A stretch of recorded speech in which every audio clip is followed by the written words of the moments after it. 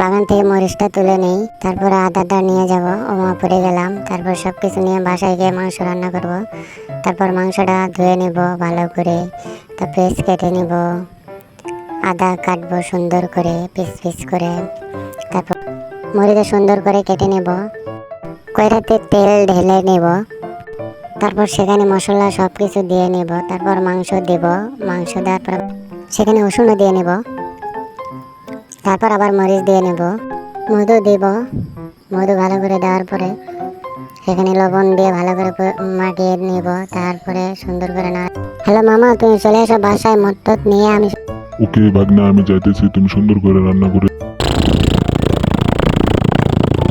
ভাগনা, রান্নাটা অনেক সুন্দর হয়েছে, অনেক মজা হয়েছে। চলো ড্রিঙ্ক করি, ড্রিঙ্ক খাই। মামা আমার মাথা ঘুরে। ভাগনা মদ খেয়ে টেল হয়ে গেছে, ঘুমিয়ে যাক সুন্দর করে। বন্ধুরা, আমাদের মামা ভাগ্নের ভিডিও আপনাদের কেমন লাগে অবশ্যই কমেন্ট করে আমাদের জানাবেন, প্লিজ সবাই জানাবেন।